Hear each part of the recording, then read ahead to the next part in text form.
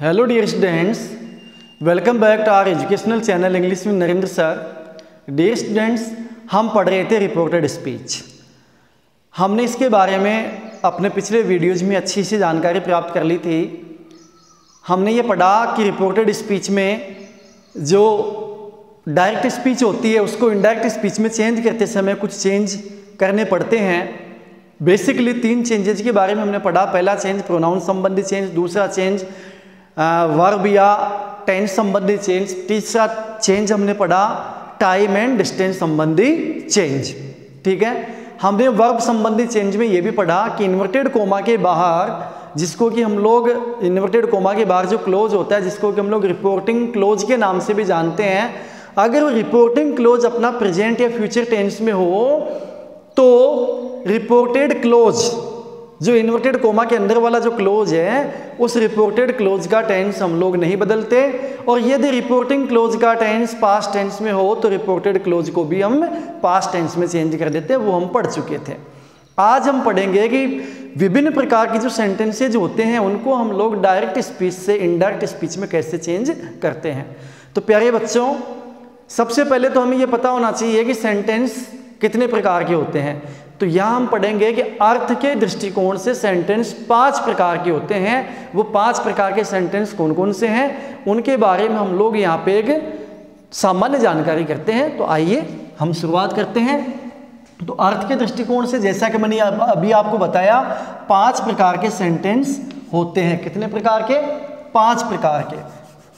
तो पहला है assertive sentence, ASSERTIVE, assertive sentence. इसमें कोई ना कोई स्टेटमेंट दिया गया होता है, इसलिए इसको हिंदी में कथनात्मक वाक्य के नाम से भी जाना जाता है। हिंदी में हम इसको क्या जानते हैं, किस नाम से जानते हैं? कथनात्मक वाक्य। यानी इसमें कोई ना कोई कथन होता है, कोई ना कोई स्टेटमेंट होता है। अब एसर्टिव सेंटेंस जो है वो 2 प्रकार के होते हैं। पहला तो है एफर्मेटिव, AFFIRMATIVE,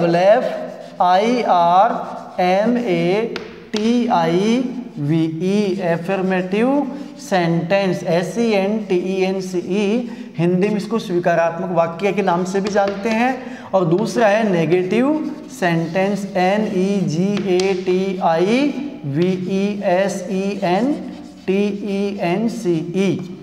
अब देखिए दोनों का एक एक उदाहरण हम देख लेते हैं। जैसे Ram is going to Alwar.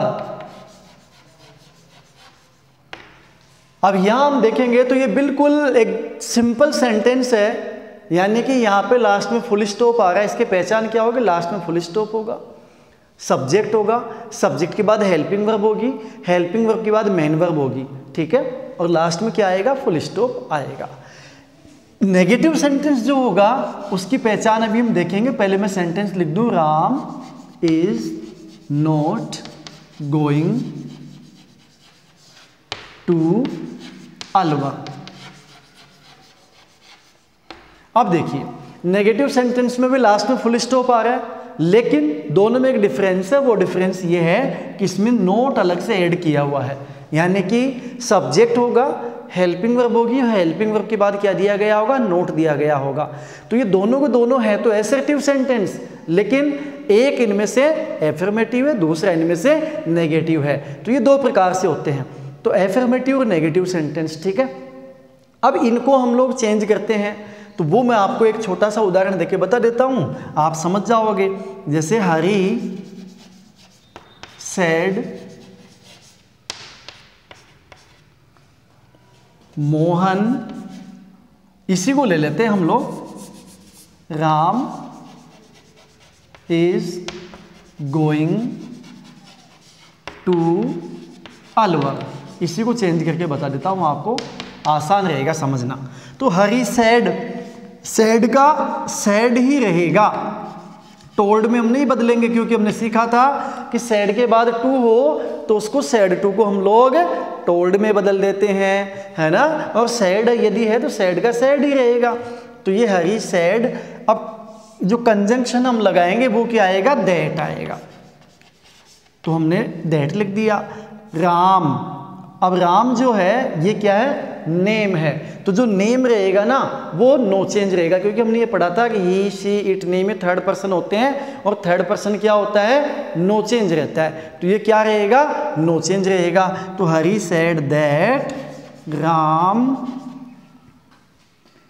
अब देखो ई जा रहा है, ये पास्ट टेंस में, तो अंदर वाले का टेंस बदलेगा, ये हमारे का वाज भी हो जाएगा। Ram was going to Alwar, full stop आ जाएगा, इन्वर्टेड कोमा हट ही गया। तो Hari said that Ram was going to Alwar, तो प्रेजेंट कंटिन्यूस टेंस था, Ram is going to Alwar, जिसको कि हमने पास्ट कंटिन्यूस टेंस में चेंज कर दिया। अब सपोज कि ये सेंटेंस होता Ram is not going to Alwar, तो बन जाता Hari said that Ram was not going to Alwar. ठीक है, तो ये तो हो गया एसर्टिव सेंटेंस। अब हम आगे बढ़ते हैं, आगे आएगा interrogative sentence.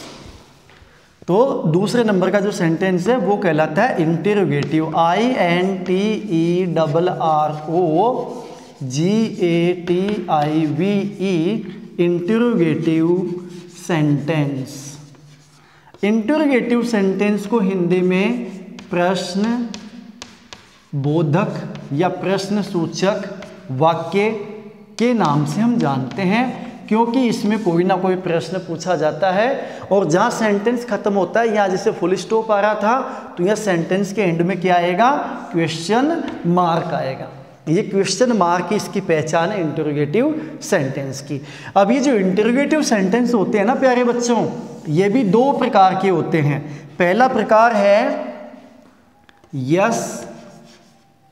Yes no type, तो मैं बाद में लिखूंगा, पहले मैं दूसरा लिख देता हूं। Auxiliary AUXILIARY,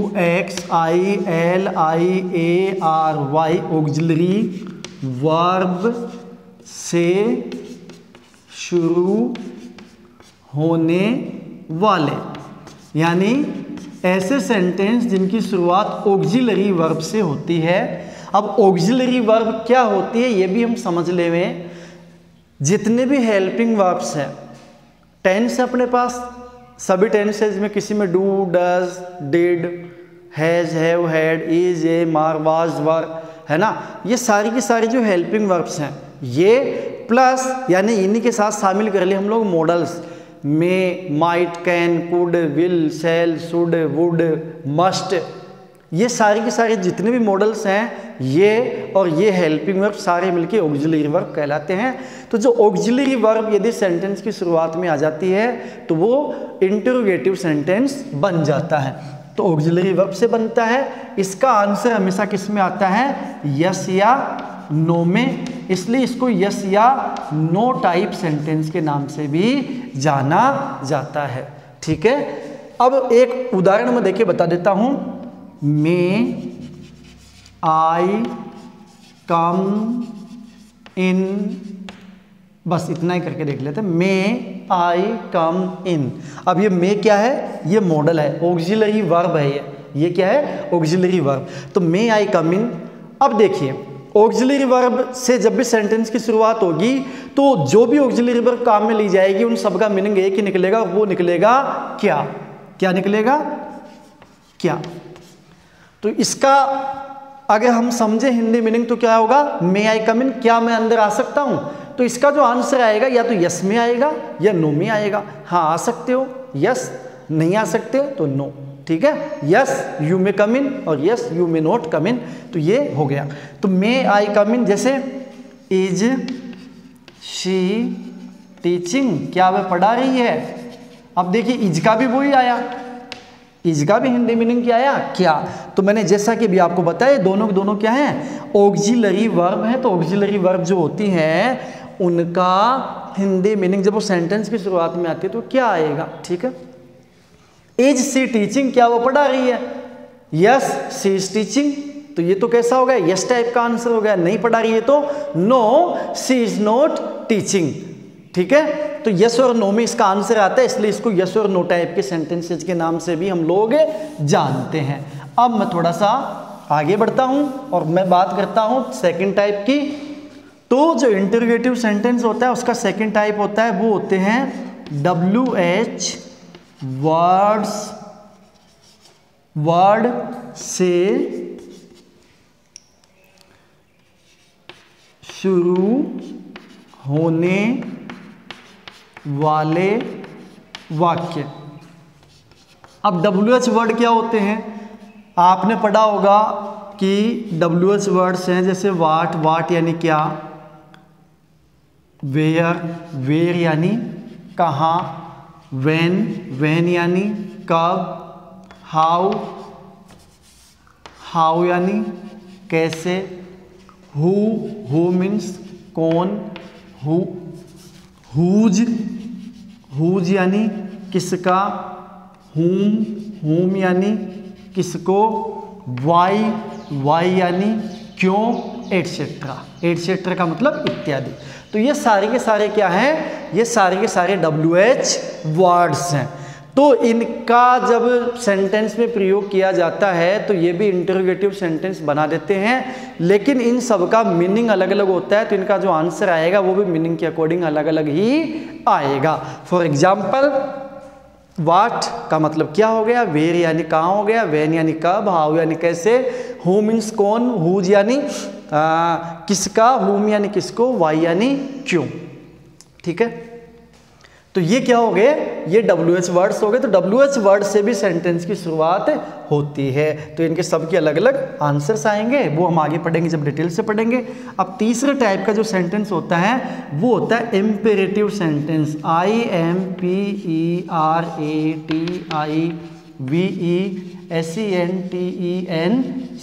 imperative sentence. Imperative sentence को हिंदी में कहते हैं आज्ञा सूचक वाक्य।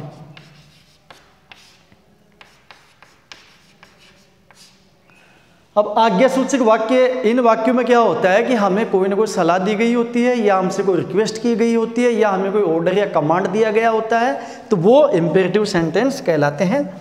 इसके बाद में चौथा है ऑप्टेटिव सेंटेंस, OPTATIVE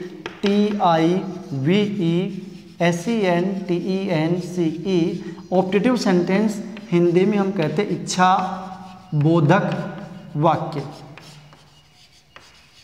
इच्छा बोधक वाक्य। अब ये जो ऑप्टेटिव सेंटेंस होते हैं इनमें हम किसी के प्रति गुडविल या उसके प्रति कोई कर्ष की भावना एक्सप्रेस करते हैं, जैसे यू मे लिव लॉन्ग यानी कि तुम दीर्घायु हो, या फिर जैसे किसी को श्राप देना तो गो टू हेल। ठीक है, तो ये इच्छा बोधक सेंटेंस ऑप्टेटिव सेंटेंस हो गए। इसके बाद आता है लास्ट वाला एक्सक्लेमेटरी सेंटेंस, EXCLAMATORY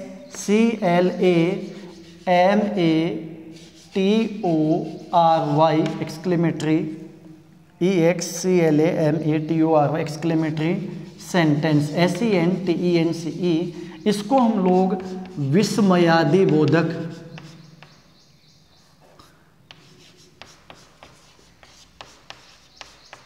वाक्य के नाम से जानते हैं, विस्मयादि बोधक वाक्य।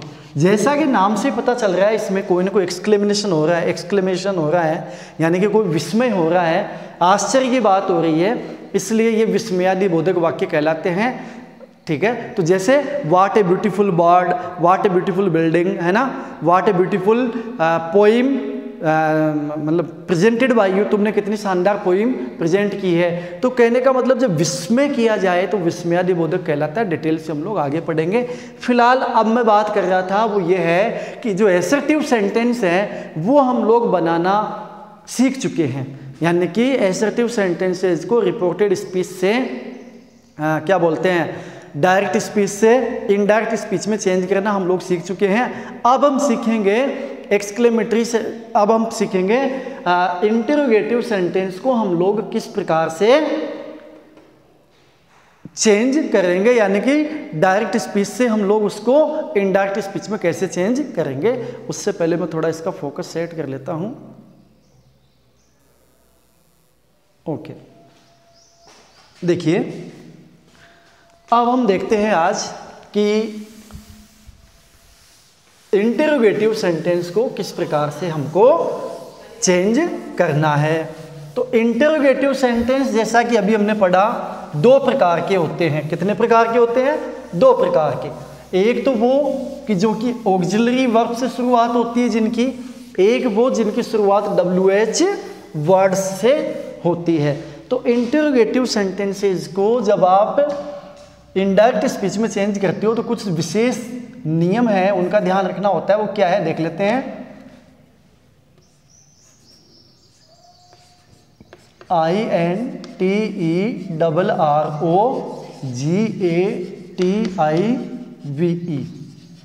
सेंटेंस। अब इंटरोगेटिव सेंटेंस जैसा कि अभी हमने पढ़ा 2 प्रकार के होते हैं। तो सबसे पहले हम वो ले लेते हैं जो कि किससे शुरू होते हैं? ऑक्सिलरी वर्ब्स, AUXILIARY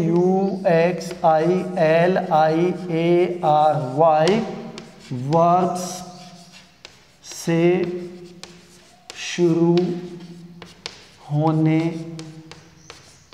वाले वाक्य। अब ऑक्सिलरी वर्ब से जो सेंटेंस शुरू होते हैं उनको हम लोग कैसे इनडायरेक्ट स्पीच में चेंज करते हैं।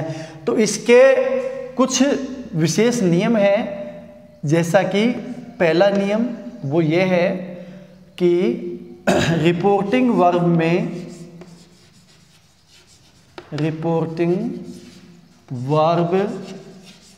में दिए गए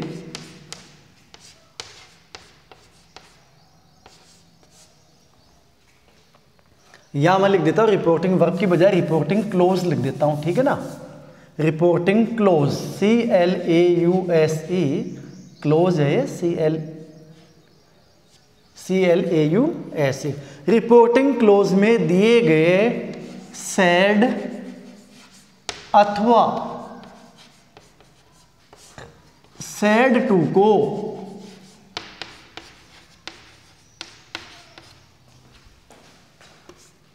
TOLD टोल्ड में चेंज कर दो। ध्यान दीजिएगा, हमने एसर्टिव सेंटेंस में ये पढ़ा था कि सैड दिया गया तो सैड को सैड ही रखेंगे और सैड टू है तो उसको टोल्ड में चेंज कर देंगे। लेकिन यहां पर टोल्ड में नहीं करेंगे, सॉरी इसको हम चेंज करेंगे आस्क्ड में। थोड़ा ध्यान से निकल गई थी बात। हाँ, रिपोर्टिंग क्लोज में दिए गए सैड को या सैड टू को, दोनों को आस्क्ड में चेंज करना है। अगर सैड दिया गया तो भी आस्क्ड और सैड टू है तो भी आस्क्ड। एसर्टिव सेंटेंस में सैड है तो सैड का सैड रहेगा और सैड टू है तो उसका टोल्ड हो जाएगा। तो पहला चीज चेंज तो हमने ये कर दिया। दूसरा चेंज अपने को क्या करना है? कंजंक्शन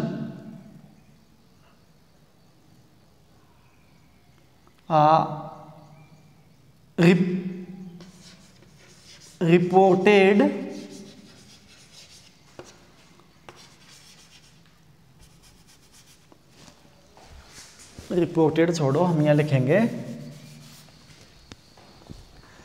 CONJUNCTION कंजंक्शन के रूप में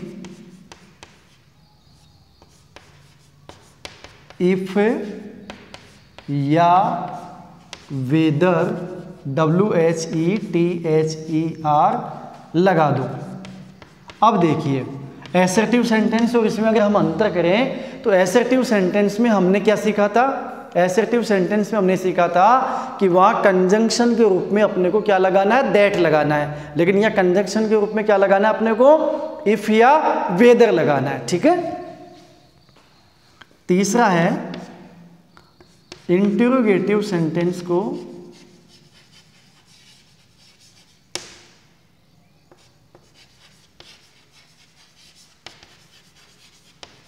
assertive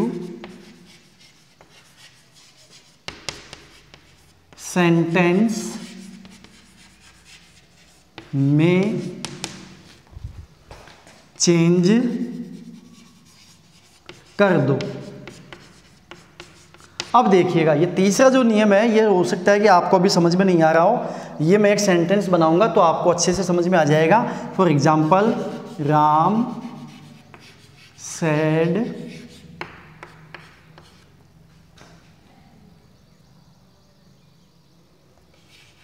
can you solve my problem, PROBLEM, question mark, inverted coma, बंद। देखिए बच्चों, एक एक चीज को अपने को बारीकी से देखना है। जहाँ क्वेश्चन मार्क है वहाँ क्वेश्चन मार्क ही आएगा, जहाँ फुल स्टॉप है वहाँ फुल स्टॉप ही आएगा, जहाँ कोमा है वहाँ कोमा लगाना जरूरी है, इन्वर्टेड कोमा लगाना जरूरी है, और जहाँ हटाना है वहाँ हटाना भी जरूरी है। अब हम इस नियम के अकॉर्डिंग चलते हैं। तो हमने क्या देखा कि सबसे पहले तो रिपोर्टिंग क्लोज में सैड दिया गया, सैड को किस में चेंज कर दो, आस्क्ड में। तो राम आस्क्ड, कंजंक्शन के रूप में क्या लगाना है, हमने ये पढ़ा था, कंजंक्शन के रूप में इफ या वेदर लगा दो। वेदर स्पेलिंग की दृष्टि से बड़ा लग रहा है, हम इफ लगा देते हैं। तो राम आस्क्ड इफ, ठीक है। अब यहाँ पे क्या दिया हुआ है, यू दिया गया है। अब यू किसके अकॉर्डिंग चेंज होता है, प्रोनाउन के अकॉर्डिंग, सॉरी, यू किसके अकॉर्डिंग चेंज होता है, ऑब्जेक्ट के अकॉर्डिंग। किसका ऑब्जेक्ट, ऑब्जेक्ट हो गया रिपोर्टिंग क्लोज का। तो रिपोर्टिंग क्लोज में यहाँ क्योंकि कोई ऑब्जेक्ट नहीं है तो हम लोग इसको क्या मान लेंगे, राम सेड टू, कुछ भी मान लो, चाहे मी मान लो, मी मान लो, राम ने मेरे से कहा, तो यहाँ हम लोग अपने मन से मी मान लेते हैं। तो राम आस्क्ड इफ, या यू है, राम ने कहा तो मेरे से कहा होगा, तो हम यहाँ पे मी मान लेते हैं। तो मी कौन सा केस है, ऑब्जेक्टिव केस है, तो इसका कौन सा केस बनाना पड़ेगा, यू कौन सा केस है, सब्जेक्टिव केस, तो मी का सब्जेक्टिव केस हो जाएगा आई, तो इफ आई। अब देखिए तीसरा नियम क्या कहता है कि इंटरोगेटिव सेंटेंस को एसर्टिव सेंटेंस में चेंज कर दो। अब इंटरोगेटिव है ये, एसर्टिव में चेंज करेंगे तो क्या करना पड़ेगा, इंटरोगेटिव में क्या होता है, हेल्पिंग वर्ब या फिर कोई मॉडल दिया गया तो पहले आता है। तो जब एसर्टिव में चेंज करेंगे तो पहले क्या आएगा, सब्जेक्ट आ जाएगा। तो ये सब्जेक्ट आ गया इफ आई। अब कैन का, क्योंकि ये पास्ट है तो इसका भी पास्ट कर दो, तो ये हो जाएगा could, if I could solve. अब माई आ गया तो आई माई मी, इनको हम लोग सब्जेक्ट के पर्सन के अकॉर्डिंग चेंज करते हैं। तो यहाँ सब्जेक्ट में कौन है, राम है, राम का प्रोनाउन हो गया ही। अब यहाँ पे माई क्या हटा रहे हैं हम, कौन सा केस हटा रहे हैं, ये हम हटा रहे हैं पॉजिटिव केस। तो यहाँ पे ही का पॉजिटिव केस लगा देंगे और वो हो जाएगा, देखो यहाँ पे सोल्व की स्पेलिंग गलत हो गई, SOLV सोल्व, और इसका पॉजिटिव केस हो जाएगा हिज प्रॉब्लम, PROBLEM।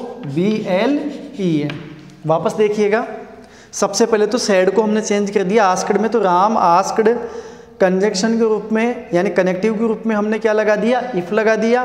फिर हमको पहले क्या लेना पड़ेगा, सब्जेक्ट चेंज करना पड़ेगा, क्योंकि तीसरा नियम क्या कहता है, इंटरोगेटिव सेंटेंस को एसर्टिव सेंटेंस में चेंज करना है। इसलिए हमको क्या करना पड़ेगा, सब्जेक्ट पहले लेना पड़ेगा। अगर सब्जेक्ट पहले नहीं लेंगे, ये ले लिया अगर कुड पहले, तो ये तो क्या हो गया, लास्ट में प्रश्नवाचक लगाना पड़ेगा, ठीक है। तो राम आस्क्ड इफ, अब यू है, यू किसके अनुसार चेंज होगा, ऑब्जेक्ट, ऑब्जेक्ट कोई नहीं है तो कोई भी ऑब्जेक्ट आप सपोज कर लो। तो यहाँ मैंने क्या मान लिया, मी मान लिया, राम ने मेरे से कहा तो राम सेड टू मी। तो इफ मी का क्या हो जाएगा, आई हो जाएगा। तो Ram asked if I can का कुड सोल्व, माई को किसके अकॉर्डिंग चेंज करेंगे, सब्जेक्ट, सब्जेक्ट में कौन है, राम, तो राम का प्रोनाउन ही, और ही की पॉजिटिव केस हिज प्रॉब्लम। एक उदाहरण और देख लेते हैं, ऐसा ही हो सकता है आपको अच्छे से क्लियर हो जाए।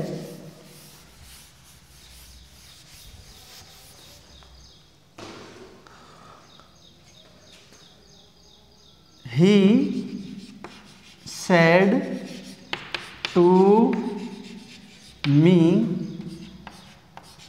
where are you going? Okay, अब देखिए said to को चेंज करो, किस में करोगे, he asked me, he asked me। Sorry यार, ये सेंटेंस थोड़ा सा अभी WH वर्ड वाला अपन ने लिया नहीं ना, तो ये मैंने अभी नहीं लिखा ना, आपको दूसरा सेंटेंस चेंज कर देता हूँ। He said to me, are you going to school, are you going to school, क्या आप स्कूल जा रहे हो? तो he asked me, inverted comma को हटाने के लिए अपने को कनेक्टिव लगाना पड़ेगा, वो हम लगाएंगे इफ, ठीक है। अब अंदर यू है, यू किसके अकॉर्डिंग चेंज होता है? रिपोर्टिंग क्लोज के ऑब्जेक्ट के अकॉर्डिंग। ऑब्जेक्ट में कौन है? मी। इसका केस आप देखोगे तो सब्जेक्टिव केस है, ये केस है ऑब्जेक्टिव केस, तो इसका सब्जेक्टिव केस हटा रहे हो तो इसका भी सब्जेक्टिव केस लगाओ। तो मी का सब्जेक्टिव केस होता है आई, हमने पढ़ा हुआ आई माई मी, तो आई होगा तो मैं लगा दूंगा आई। अब हम आएंगे वर्ब पे, अब वर्ब लगा दो, सब्जेक्ट लगा दिया, वर्ब लगा दो। अब यहाँ पे ईजे मार दिया गया है, बाहर पास्ट टेंस था इसलिए इसका भी टेंस बदल दो, तो ये ईजे मार किस में चेंज हो जाएगा? वाज वर्ब में। आई के साथ वाज काम में लेंगे कि वर लेंगे? वाज लेंगे। तो if I was going to school, और लास्ट में फुल स्टॉप लगाएंगे। ये बात अपने को ध्यान रखनी है, जब जाके सेंटेंस ये एसर्टिव कहलाएगा। अगर इंट्रोगेशन मार्क लगा दिया तो गलत हो जाएगा।